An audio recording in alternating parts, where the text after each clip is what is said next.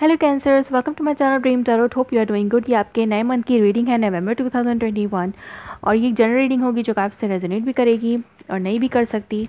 आप सिर्फ उन मैसेजेस को कंसिडर करें जो आपसे रेजोनेट करें और मुझे कमेंट्स में बताएं कि ये कितनी आपसे रेजोनेट कर रही है। इसके अलावा अगर आप मेरे चैनल पर नए हैं तो इसको सब्सक्राइब करें। और जैसे कि आपको पता है कि मैं नए मंथ की रीडिंग जो है वो सैलरी क्रॉस के स्प्रेड पे करती हूँ, तो ये भी सैलरी क्रॉस का स्प्रेड पे ही होगी। सो लेट्स सी कि आपके लिए क्या मैसेजेस हैं इन मंथ ऑफ नवंबर में। कैंसर्स के लिए क्या मैसेजेस हैं मंथ ऑफ नवंबर में कैंसर्स के लिए क्या मैसेजेस हैं regarding their love life. Cancers के लिए क्या मैसेजेस हैं regarding their love life in month of November. Okay, outcome card.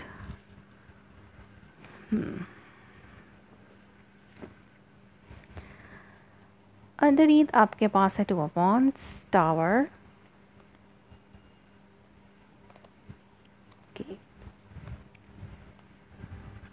और बाकी क्या मैसेजेस हैं? 5 of swords, chariot, 3 of pentacle, 8 of pentacles,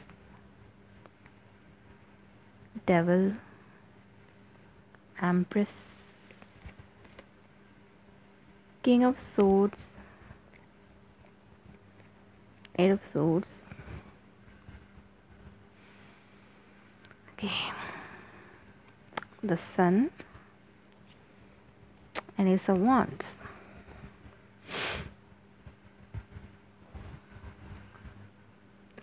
so cancers, यहाँ पर आपके जो अंडरनीथ के कार्ड हैं उनमें है the tower card and 2 of wand. तो आप किसी अनएक्सपेक्टेड ब्रेकअप से गुजर रहे हैं जिसके हवाले से आपको कोई डिसीजन लेना है। कोई अनएक्सपेक्टेड चीज़ हुई है आपके पास, आपकी लाइफ में, आपके रिलेशनशिप के हवाले से।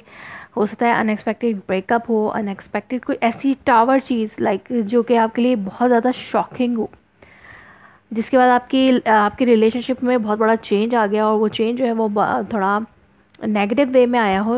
उस हवाले से आपको कुछ डिसीजन लेना है और आप एक डिसीजन बना भी चुके हैं, या फिर आप एक अनएक्सपेक्टेड सा डिसीजन ले रहे हैं जो कि शॉकिंग सा डिसीजन ले रहे हैं, या आप ले रहे हैं या फिर आपके पर्सन ले रहे हैं इस रिलेशनशिप को लेकर। लाइक इस रिलेशनशिप के हवाले से आप लोग कुछ ऐसा डिसीजन ले रहे हैं क्योंकि पास की जो एनर्जीज़ हैं वो थोड़ी टॉक्सिक हैं और अनहेल्दी है। कुछ आपके लव लाइफ में कुछ ऐसी सिनेरियो है जो कि आप दोनों के लिए ही अनहेल्दी है, टॉक्सिक है। ये अनएक्सपेक्टेड चीज़ जो हुई है, कोई भी मामला हो सकता है जिसकी वजह से आप और आपके पार्टनर में जो है वो अनहेल्दी सिचुएशन चल रही है। अगर आप लोग एक साथ भी हैं, ब्रेकअप के बाद अगर आप लोग एक साथ हैं भी एक दूसरे के, तो भी आप लोगों के दरमियान एक अनहेल्दी सा खिंचाव है। आप लोग पहले की तरह नहीं हैं, आप लोग की जो लव लाइफ है वो पहले जैसी नहीं है। तो इसके हवाले से आपको कोई डिसीजन लेना है। यहाँ पर आप डिसीजन लेते हुए मुझे नज़र आ रहे हैं, एक लॉजिकल से डिसीजन आपको लेना है। इसमें इमोशंस को आप इतना इन्वॉल्व नहीं करें। आप एक कमिटमेंट में हैं, हो सकता है आप उस पर्सन के साथ लॉन्ग टर्म कमिटमेंट में हो, लाइक मैरिज, या फिर ये एक ऐसा रिलेशनशिप है जो कि लव रिलेशनशिप है बट वो बहुत अरसे से चलता हुआ आ रहा है। तो एक मैरिज लाइक कमिटमेंट ही है उस पर्सन के साथ आपकी। तो लेकिन बीच में आप पहले माजी में, पास में कुछ आपके और उस पर्सन के दरमियान कुछ अनएक्सपेक्टेड सी ब्रेकअप काइंड ऑफ सिचुएशन हुई थी, जिसके बाद आप लोग दोबारा से पैचअप करने के बावजूद अनहेल्दी सिचुएशन में है। लाइक आप लोगों की लव लाइफ इतनी अच्छी बेहतर नहीं है, लेकिन आप अभी भी उस कमिटमेंट में रहना चाहते हैं, इस कमिटमेंट को बिल्ड अप करना चाहते हैं as a strong and stable commitment, अच्छी और पायदार कमिटमेंट की तरह, अच्छे और पायदार रिश्ते की तरह आप इस रिलेशनशिप को लेकर चलना चाहते हैं। आपके माइंड में भी इसको यही है कि आप इसको जो भी मिस्टेक्स अगर आपसे हुई हैं, जो भी ज़रूरी अमेंडमेंट्स हैं, जो भी ज़रूरी चीज़ें हैं जो सही होनी चाहिए, सही करनी चाहिए आपको या आपके पार्टनर को, आपके माइंड में यही कि आप बहुत ज़्यादा वर्क हार्ड करके इस जो भी ब्रेकअप हुआ, जो भी मसला मसाइल हुए तो उनको रिजॉल्व करें। एक ऐसी सिचुएशन, एक ऐसी फाइट, एक as a tug of war आपके और आपके पार्टनर के दरमियान है जिसमें बहुत ज़्यादा ईगो क्लैशेस भी हैं। इसके अलावा कोई भी इस सिचुएशन में हार मानने को तैयार नहीं है। उनको लगता है कि आप गलत हैं और आपको लगता है कि आपका पार्टनर गलत है। तो ऐसी कोई भी अपने आप को गलत नहीं कह रहा, दोनों एक दूसरे को ब्लेम कर रहे हैं और ये कोई भी पीछे नहीं हटना चाहता। इस तरह की सिचुएशन में आप इन्वॉल्व हैं, ये आपके लिए थीम हो सकती है। अगर ये आपके लिए रिसेंटली हो रहा है इन मंथ ऑफ नवंबर में, तो ये आपके लिए थीम हो सकती है। और कुछ लोगों के लिए कुछ अरसे से चलता हुआ आ रहा है, लेकिन इस मंथ में ये ज़्यादा अनएक्सपेक्टेड, लाइक ज़्यादा शॉकिंग और ज़्यादा टॉक्सिसिटी बन सकती है। स्टार्ट ऑफ द मंथ में ऐसा हो सकता है, लेकिन आपके लिए चैलेंज यही है स्टार्ट में या इस मंथ में मिड मंथ में आपके लिए चैलेंज ये होगा कि इस जो ये फाइट है, ये जो अनहेल्दी सिचुएशन है, इससे आप सक्सेसफुली मूव ऑन कैसे करें। आप अमेंडमेंट करना चाह रहे हैं, बहुत ज़्यादा वर्क हार्ड कर रहे हैं इस चीज़ से बाहर निकलने के लिए, इस कमिटमेंट को दोबारा से रिबिल्ड करने के लिए आप बहुत ज़्यादा कोशिश कर रहे हैं, दोबारा से इस कमिटमेंट को चलाने के लिए बहुत ज़्यादा कोशिश कर रहे हैं। आपने डिसीजन लिया है, ये आपका क्लियर कट डिसीजन है। हो सकता है आप बात करना चाहते हैं अपने पर्सन से, चीज़ों को रिसॉल्व करना चाहते हैं, क्लियर करना चाहते हो, लेकिन आपका पर्सन जो है वो एक ऐसे माइंडसेट में है जो कि वो सुनना नहीं चाहता। उसने अपने तरह से सोचें बना ली हैं जो कि शायद रिजॉल्व उस पर्सन को लगता है कि आप उस पर्सन के साथ वापस हैं भी, इस रिलेशनशिप में वापस आ भी गए हैं, तो अब ये रिलेशनशिप ऐसा नहीं हो सकता जैसा पहले था।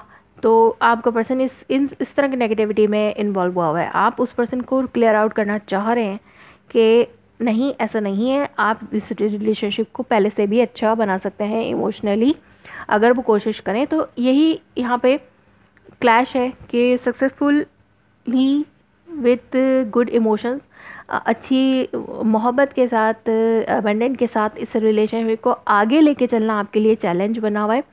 आप चाह रहे हैं अमेंडमेंट करना, लेकिन आपका पर्सन जो है वो नेगेटिविटी में ही खोया हुआ है कि ये अब नहीं हो सकता, ऐसा कुछ नहीं हो सकता, हम हैं तो एक साथ, लेकिन हम एक दूसरे के साथ लव लाइफ में दोबारा से उस तरह से इन्वॉल्व नहीं हो सकेंगे जैसे पहले थे। या अगर आप लोग मैरिज कमिटमेंट में नहीं है, लव कनेक्शन है, तो आपका पर्सन भी यही सोच रहा है कि आपके और आपके दरमियान अब जो है लव नहीं रहा, तो आप लोगों को कट आउट कर लेना चाहिए एक दूसरे से। लेकिन आप पूरी कोशिश करें अपनी उस पर्सन के माइंड से ये क्लैरिटी, ये चीज़ें निकालने की, एक क्लियर करने की सिचुएशन को। ये बहुत अर्से से आपके लिए अनहेल्दी सिचुएशन बनी हुई थी, इसलिए आप इसको अपनी लाइफ से बाहर निकालना चाहते हैं, इस चीज़ को रिजॉल्व करना चाहते हैं। और आप इसमें कुछ हद तक बीच में या शुरू में कुछ आपको इसमें डिफ़िकल्टी आ रही हो, लेकिन आप उस पर्सन को बहुत ज़्यादा एडमायर करते हैं।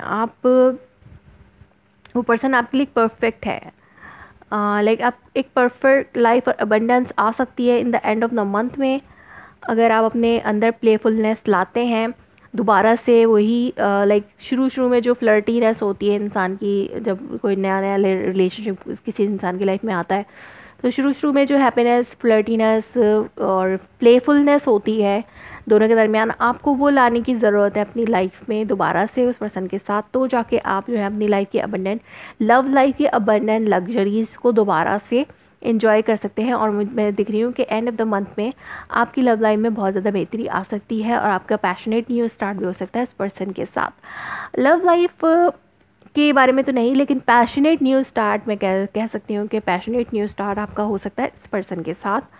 तो देखते हैं एंड ऑफ द मंथ में चीज़ें बेहतर हो जाएंगी अगर आप अपनी, ये यूनिवर्स की एडवाइस है कि अगर आप अपनी लाइफ में प्लेफुलनेस लाते हैं, और अगर आप मैरिड हैं इस पर्सन से, तो आपके जो बच्चे हैं इस रिलेशनशिप को जो है वो स्टेबल बनाने में बड़ा किरदार अदा कर सकते हैं। और या फिर आप उस पर्सन से आप ये ख्वाहिश कर सकते हैं कि आपको, अगर बच्चे नहीं हैं तो आप ख्वाहिश कर सकते हैं कि आपको बच्चे चाहिए।